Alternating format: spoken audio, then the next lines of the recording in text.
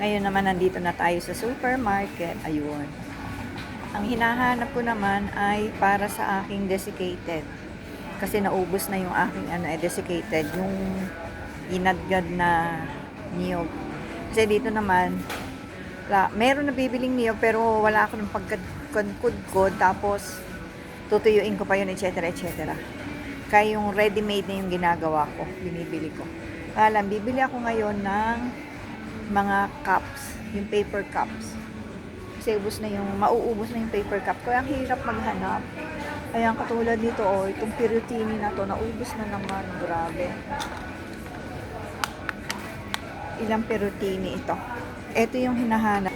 Ayan, itong mga Perutini na to, yung mga paper cups. Ayan, itong paper cups na ito is, ilan to? 100 pieces. Ito ay yung pang malaki. Pero yung ito pang puto, ginagamit ko ito sa puto.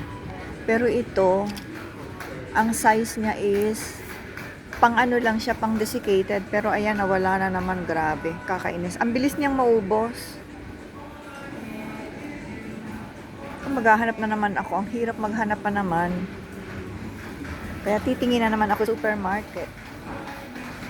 Ayan, wala na naman. Ang titingnan naman natin ngayon, ang bibilhin ko naman, ang pupuntahan ko is yung pang-desiccated. Pang-desiccated naman ng ating pupuntahan. Nasaan na siya? Eto. Dito naman tayo, katabi niya ang mga sari-saring klase ng tea. Green tea, Lipton Yellow Label. Pero ako, mas gusto ko to. Masarap to, alam nyo ba? Ito tong mga Fruto di Bosco na tea na ito. Ayan. Masarap yan. Lalo sa biscuit. Yun yung Twinings na Frutiroso. Yung Frutiroso, masarap yan. Try ninyo guys. Ang sarap yan. And then, yung aking hinahanap, ayan, pati ito mauubos na rin. Ayan.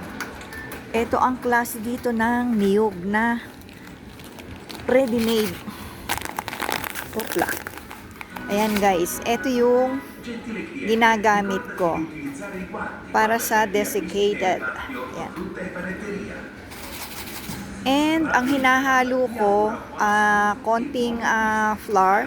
Pero ang ginagamit ko itong amido de mais maizena para mas maligat siya. Okay. Okay. See you then guys.